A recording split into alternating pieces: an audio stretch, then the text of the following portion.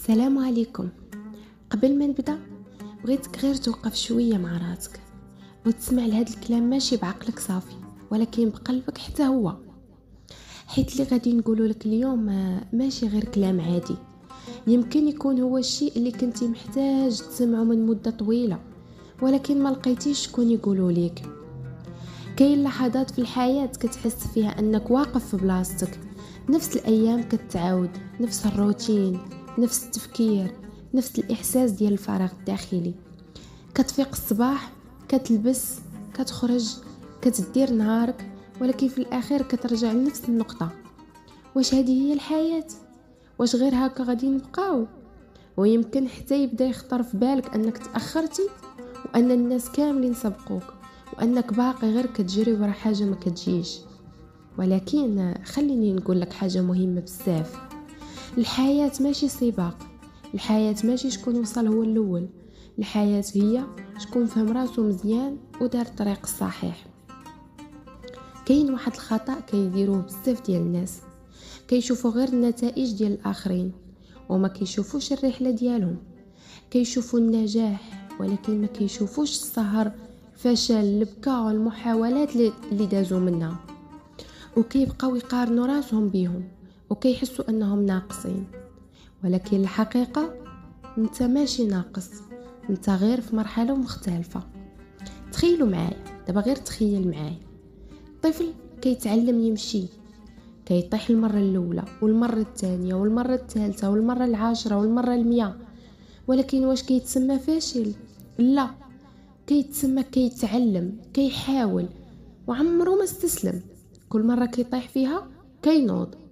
نفس الشيء بالنسبه ليك دابا، كل مره طحتي فيها، كل مره فشلتي فيها، كل مره حسيتي انك ما قادرش، راه ماشي النهايه، راه تدريب بالنسبه ليك وامتحان وقوه، وماشي بدايه الفشل، راه هي كتكون بدايه النجاح.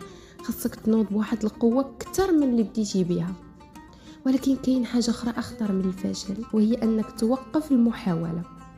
حيت الانسان ما كيطيحش غير بالخطا، ولكن كيطيح ملي كيقرر انه ما يبقاش يحاول. وهاد اللحظه بالضبط هي اللي كتفرق بين الناس. كاين اللي كيقول ما قدرتش وكيوقف، وكاين اللي كيقول ما قدرتش دابا ولكن غدا نقدر. خليني نحكي معاك بطريقه مختلفه. تخيل انك داخل الغابه كبيره مظلمه، ما كيبانش فيها الطريق واضح، كتحس بالخوف، بالضياع، بالارتباك، ولكن مع ذلك كتمشي خطوه بخطوه وما كتشوفش النهايه، ولكن كتكمل، وفي كل خطوه كتزيد تعرف الطريق الصحيحه. هكا هي الحياه، ماشي كل شيء واضح من البدايه، ولكن الوضوح كيجي مع الحركه، ما كيجيش مع الوقوف. كاين ناس كيتسناو الوقت المناسب، ولكن الحقيقه هي ان الوقت المناسب ما كيجيش بوحده. الوقت المناسب هو انك ملي كتقرر تبدا، حيت الا كنتي خايف بدا، حتى الا كنتي ما واثقش في بلاصتك بدا، حتى الا ما عندكش كل شيء واضح بدا، حيت البدايه هي اللي كتصنع الوضوح ماشي العكس. ودابا بغيتك توقف شويه وتسول راسك، شنو هو الحاجه اللي دايما كتحلم بيها ولكن كتاجلها؟ شنو هو الشيء اللي كتقول غادي نبداه غدا ولكن كيبقى غدا ما كيجيش؟ راه المشكل ماشي في الحلم، المشكل في التأجيل ديال داك الحلم. كاين واحد الحقيقة قاسية ولكن مهمة، كل نهار كيدوز وانت ما كتحركش فيه تجاه هذاك الحلم ديالك، راه ماشي غير كتمشي بلا هدف، راك كترجع اللور. حيت الحياة ما كتوقفش، ولكن رغم كل شيء مازال كاين امل، ومازال كاين فرصة، ومازال كاين بداية جديدة ممكن في كل لحظة تبدأ. وحتى دابا في هذه اللحظة اللي كتسمعوا فيها هذا الكلام، تخيل معايا انك غدا فقتي وقررتي تبدا غير خطوة صغيرة، تقرا، تعلم، تخدم على راسك، تبدل عادة وحدة ولا توقف عادة خايبة وحدة. واش عارف شنو غادي يوقع؟ ماشي في نهار واحد، ولكن بالتدريج غادي تبدا تحس انك كتولي انسان اخر. هاد التغيير ما كيجيش فجأة، كيجي بالاستمرارية. ولكن حاجة مهمة بزاف الناس كينساوها، القيمة ديالك ما كتقاش فين وصلتي دابا، ولكن فين قادر توصل إلى كملتي. ماشي مهم شحال طحت، المهم شحال غادي توقف وترجع. وماشي مهم شحال تأخرت، المهم واش غادي تكمل ولا لا.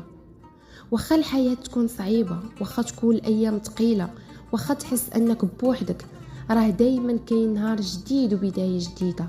وآخر حاجة بغيت نقول لك، انت ماشي صدفة، انت ماشي خطأ، انت ماشي شخص بلا قيمة، انت إنسان كيدوز من مرحلة وغادي يخرج منها أقوى إلى ما استسلمتيش.